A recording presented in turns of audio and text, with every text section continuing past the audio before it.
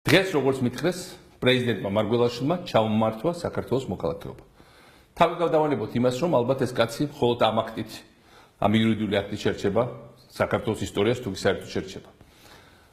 ეს გადაწყვეტილება, რა თქმა უნდა, მიღებულია რუსი ოლიგარქის ივანიშვილის, მისი დაშინებული, ხავს მოჭიდებული, უნარო ხელისუფლების და ემსახურება ერთადერთ მიზანს, რომ გზა დამიკეტოს საქართველოს არჩევნებში კენჭისყრისკენ.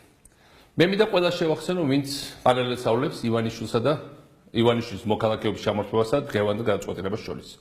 ივანიშვილს მაშინ რაც მან მიიღო საფრანგეთის მოქალაქეობა და შეუწყდა საქართველოს მოქალაქეობა, ეგრევე შევთავაზა ორმაგი მოქალაქეობის აღება და როცა ამაზე ცივი უარი თქვა, კონსტიტუციაც კი შევცვალეთ, რომ არავის არ ეთქვა, რომ ჩვენ პოლიტიკურ ოპონენტებს არ უშვებთ არჩევნებზე და მივეცით ევროკავშირის მოქალაქეებს არჩევნებში მონაწილეობის უფლება. ჩემი სიტუაცია იყო სრულიად განსხვავებული.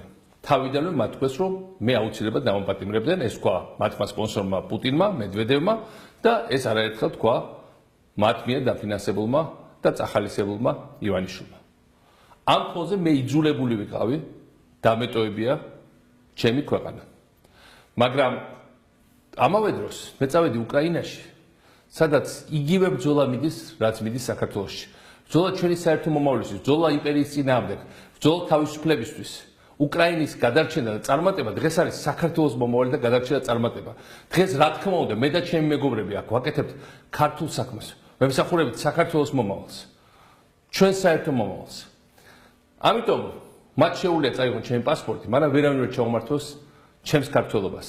ვერავინ ვერ დამაკარგვიებს საქართველოს უკიდეგანო სიყვარულს. ჩვენ აუცილებლად დავბრუნდებით და ჩვენ აუცილებლად ერთად ყველანი გავიმარჯვებთ.